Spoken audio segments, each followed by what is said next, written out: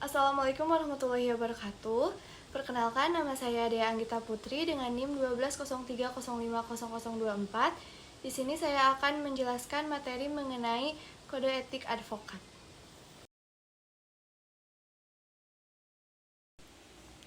Dasar hukum profesi advokat yaitu Undang-Undang Nomor 18 Tahun 2003 tentang advokat.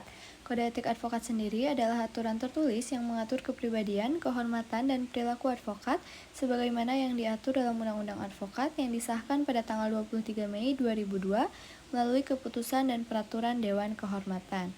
Yang selanjutnya yaitu pengangkatan dan pemberhentian advokat. Pengangkatan advokat menurut pasal 2 ayat 1 yang dapat diangkat sebagai advokat adalah sarjana yang berlatar belakang pendidikan tinggi hukum dan setelah mengikuti pendidikan khusus profesi advokat yang dilaksanakan oleh organisasi advokat. Ayat 2, pengangkatan advokat dilakukan oleh organisasi advokat.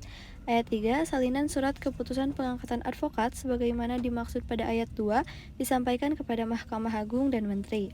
Sedangkan pemberhentian advokat menurut pasal 10 ayat 1, advokat berhenti atau dapat diberhentikan dari profesinya secara tetap karena alasan pertama, permohonan sendiri, kedua, dijatuhi pidana yang telah mempunyai kekuatan hukum tetap karena melakukan tindak pidana yang diancam dengan hukuman 4 tahun atau lebih, atau berdasarkan keputusan organisasi advokat. Ayat kedua, advokat yang diberhentikan berdasarkan ketentuan sebagaimana dimaksud pada ayat 1 tidak berhak menjalankan profesi advokat. Yang selanjutnya yaitu kewenangan advokat. Ada 3, yang pertama sebagai pembela kliennya, yang kedua memberikan nasihat hukum, dan yang ketiga melakukan negosiasi. Yang selanjutnya yaitu pengaturan honorarium advokat.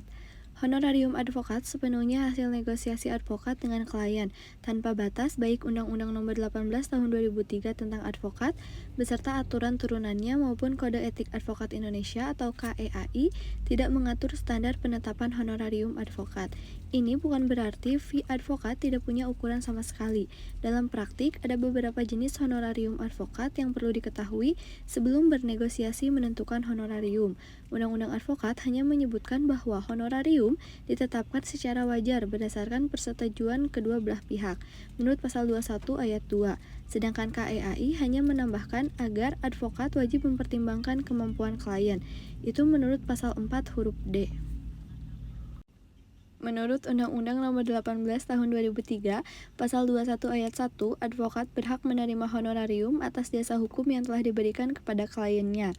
Sedangkan menurut ayat 2, besarnya honorarium atas jasa hukum sebagaimana dimaksud pada ayat 1 ditetapkan secara wajar berdasarkan persetujuan kedua belah pihak.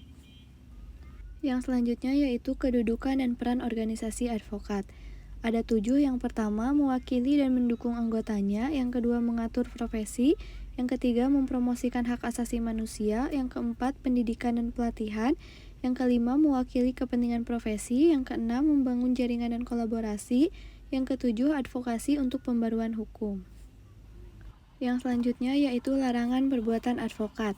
Menurut pasal 18 ayat 1, advokat dalam menjalankan tugas profesinya dilarang membedakan perlakuan terhadap klien berdasarkan jenis kelamin, agama, politik, keturunan, ras, atau latar belakang sosial dan budaya. Sedangkan ayat kedua, advokat tidak dapat diidentikan dengan kliennya dalam membela perkara klien oleh pihak yang berwenang dan atau masyarakat. Sedangkan menurut pasal 20 ayat 1, advokat dilarang memegang jabatan lain yang bertentangan dengan kepentingan tugas dan martabat profesinya. Yang kedua, advokat dilarang memegang jabatan lain yang meminta pengabdian sedemikian rupa sehingga merugikan profesi advokat atau mengurangi kebebasan dan kemerdekaan dalam menjalankan tugas profesinya. Advokat yang menjadi pejabat negara tidak melaksanakan tugas profesi advokat selama memangku jabatan tersebut. Yang selanjutnya yaitu kewajiban anggota advokat. Yang pertama, menjunjung kode etik profesi advokat. Yang kedua, menegakkan supremasi hukum. Yang ketiga, menegakkan hak asasi manusia dalam menjalankan profesinya. Yang keempat, bersungguh-sungguh melindungi dan membela kepentingan klien.